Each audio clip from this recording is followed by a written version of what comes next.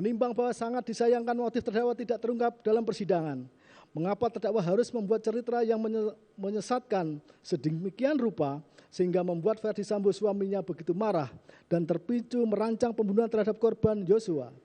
Sehingga terdakwa tidak bisa kembali, terjebak ceritanya sendiri, akibatnya terdakwa justru terlibat menjadi bagian turut serta dalam rencana pembunuhan korban Yosua.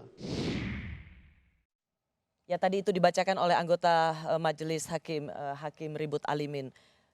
Betul. Tidak dapat menggali motif Iya. apa yang terjadi. Iya. Apakah ini bisa disebut sebagai sesuatu yang kegagalan? Kenapa sih dibunuh? Sebenarnya kalau kita katakan kegagalan hakim maksudnya dalam pembuktian. Untuk media. Saya katakan tidak juga. Tidak juga. Karena apa? Minimnya bukti di situ.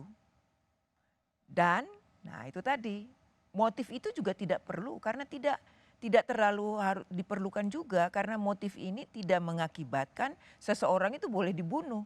Ya. Apapun Cuman, alasannya. jadi pertanyaan, sudah dibunuh dengan skenario luar biasa, pasti ada sesuatu. Itu yang ingin selalu Ya, dicari. Betul, pasti ada sesuatu dan itu menjadi tanda tanya. Sementara bukti-buktinya kan minim sekali, tidak ada.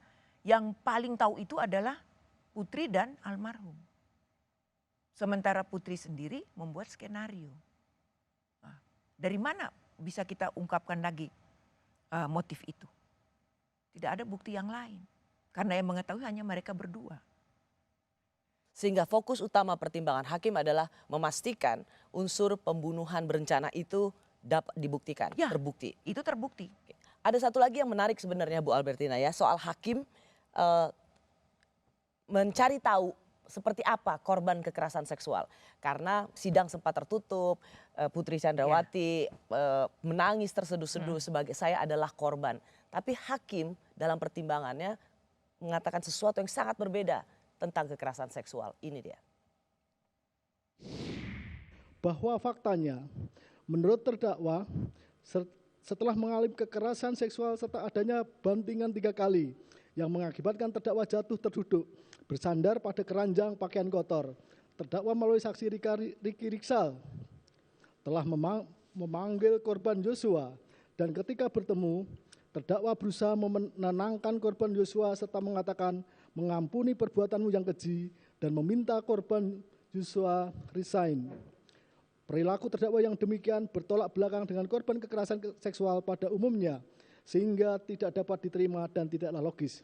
Seandainya terdakwa benar telah mengalami korban kekerasan seksual, tentulah tidak mungkin seketika berkeinginan bertemu dengan pelakunya dalam hal ini korban Yosua. Bahwa dengan demikian, pendapat ahli Dr. Reni Kusuma Wardani yang telah melakukan pemeriksaan terhadap terdakwa bersama timnya sebagaimana hasil pemeriksaan psikologi forensik nomor 058-HPPF-APS Apsifor _9 Romawi _2022 bertentangan dengan berbagai jurnal yang ada. Hakim mementahkan dengan sangat loud and clear pandangan ahli. Dia adalah ketua Apsifor, Asosiasi Psikologi Forensik, yang masih melihat harus ditelisik kemungkinan kekerasan seksual. Hakim tadi mengatakan bertentangan, pandangan ahli ini bertentangan dengan jurnal-jurnal internasional yang ada. Jadi mementahkan keterangan ahli. Memang hakim itu Mbak Rosi tidak terikat dengan keterangan ahli. Itu yang pertama. Kemudian yang kedua, memang hakim itu juga kan pengalamannya, apalagi Hakim Jakarta Selatan, pengalamannya kan sudah panjang sekali.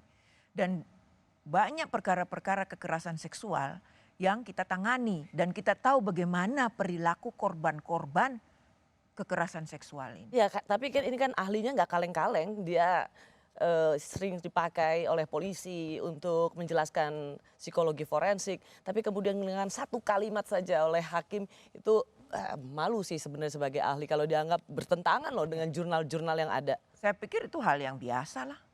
Karena hakim itu juga ahli berdasarkan pengalamannya menangani perkara-perkara kekerasan seksual, Mbak Rosi. Tidak ada korban-korban kekerasan seksual itu setelah menjadi korban, kemudian dia mau bertemu dengan pelaku.